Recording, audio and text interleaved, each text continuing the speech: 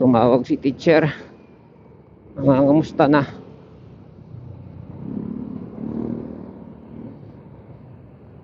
So, hindi mo rin naman mararamdaman na ano eh. Yan o, ito dapat kinananan ko kanina. Yan. O, tama na yung dalawang ikot. Tangina. Ano ba pala tandaan dito? Nakailang balik na ako dito, nagkakamali pa eh.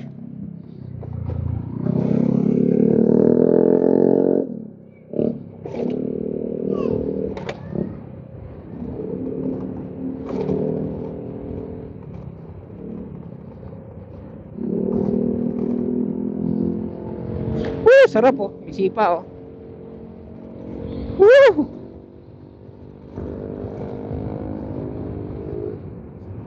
Es asfalto. Woo! Isang araw na ako di nagwe-weights ah. Pag nag-weights pala ako, nag-gym ako, hindi focus ko yung weights, yung buhat-buhat ang mabigat. No. More on push up, stretching, ganyan. Pag may punching bag, sipa, suntok sa bag, ganyan. Since hindi sa lahat ng oras dala ko yung rubber shoes ko tsaka shorts, hindi ako parati nakakapag tawag nun, treadmill. Kaya push up lang, ganyan. Dahil yung bag niya.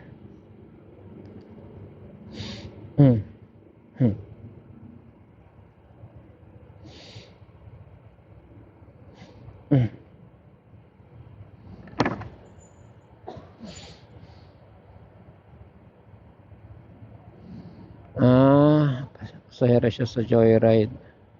Ang gulo naka joyride yung driver, naka move it yung pasahero. Joyride to kasi joyride yung jacket, yung long sleeve eh.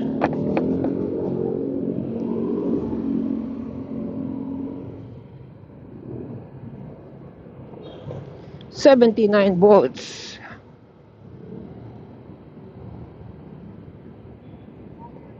Basa na, lalay na. Kubarin ko na lang yung jacket ko.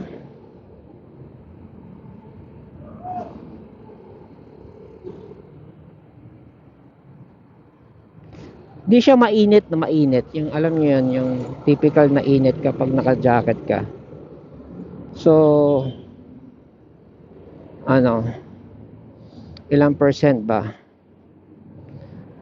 Kung ang init is ng jacket ay 90 to 100%, ito mga 25 lang to 25% lang. So hindi pa rin masama, diba?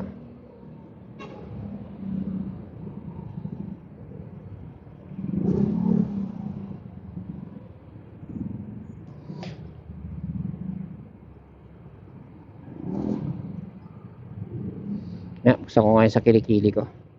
Bukas na pala. Ay, hindi pala kilikili yan.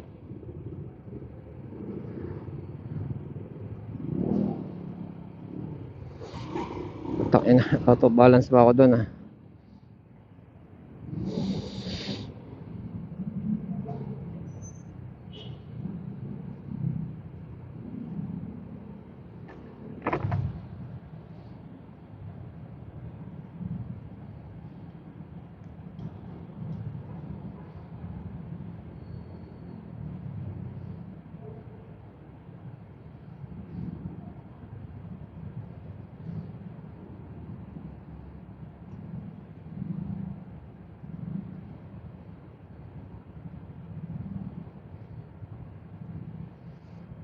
Hanggang ngayon hindi ko pa na-google yung stabbing sa or pananaksak sa London, sa England. Malala daw ang pananaksak doon on a daily basis. Pananaksak as holdupper. Doon yung may incident na naka-Bugatti, binasag yung salamin para i-snatch yung relo ng naka-Bugatti. on a stoplight, on a traffic,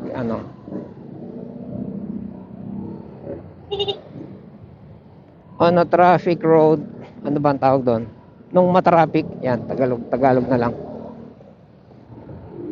Habang naka-stop pa. Hindi.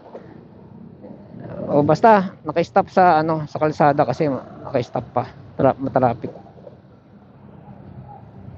Nasag yung salamin, kinuha yung relo. Naka-Bugatti. Wow. Tapos yun nga, sinasaksak nila yung mga mga ninanakawan nila, hina-hold up nila. Kwento nga ni Andrew Tate, yung most Google man on earth. Sabi niya, ninakaw yung kotse niya. Nung tinawag yung tropa niya para sila na lang maghanap ng kotse. Dahil nga ayaw siya payagan na habulin yung nakaranap niyang kotse. Na-recover naman with the help of the police. Yung police na, kasi parang hinayaan niya na yung mga police matagal daw bago na-recover yung kotse niya. Tapos strip na hindi naman strip, pero nanakaw na sa kotse niya yung mga yung maleta, ay yung suitcase, yung briefcase na may laptop, mga cellphone, ganyan. Kung ano man nanakaw na daw. Ngayon,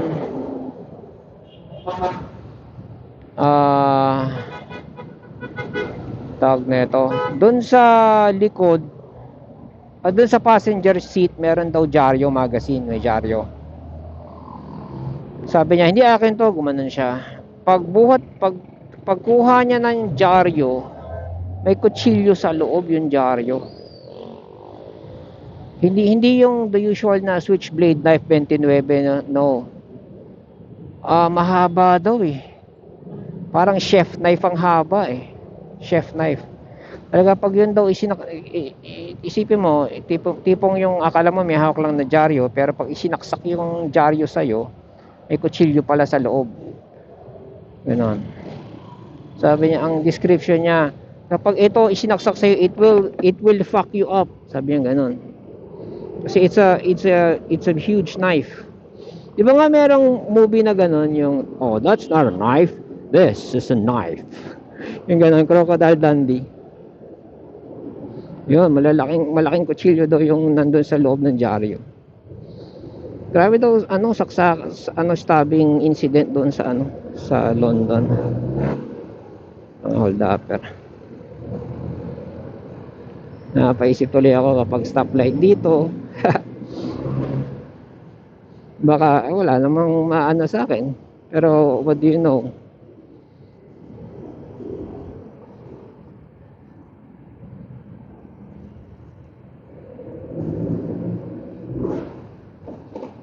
Pag ako inagawan, bubunutan ko siya ng baril.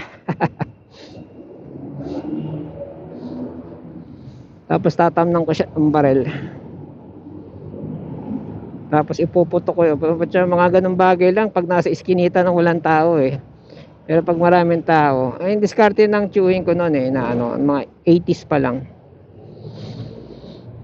Ganun daw ginagawa niya. Baon siya. Okay, kutsilyo, kahit kutsilyo lang. Baon siyang kutsilyo 29. Tatamnan niya yung napatay niyang hold-upper. Tapos susugatan lang yung braso niya. Ay, nagpanumbuno kami. Naputukan ko.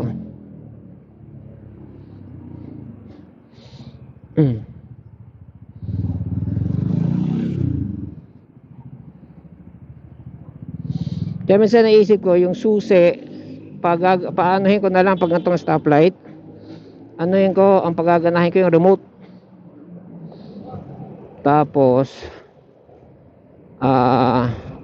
inagaw sa akin, wala akong nagawa, na shock ako, ganyan, umaandar na. Aalisin ko yung shock ko immediately, tapos i-off ko yung malilayo naman to eh, wag lang sa highway malilayo naman nararating itong remote na to eh.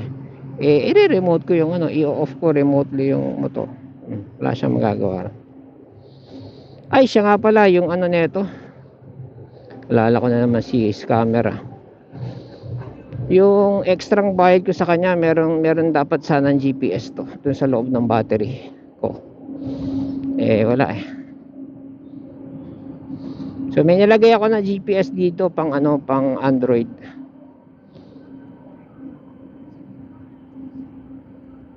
Yun na naman si Andrew Tate. Maikli lang pala yun, 1 oras lang. Gets ko na.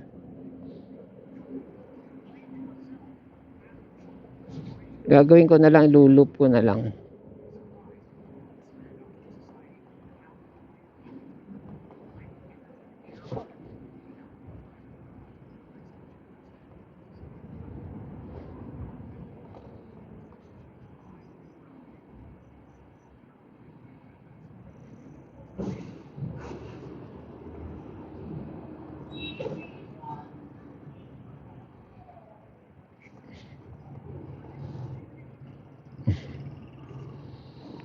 Ito pala ang pila ng tricycle na to. Susuot pala sila dito sa loob. Okay. So hindi pa pala itong dulo. Okay. Haba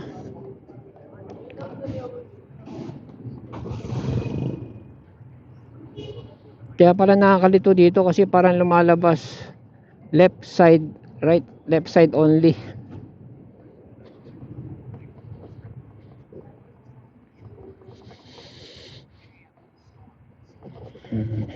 Naka-download. Saka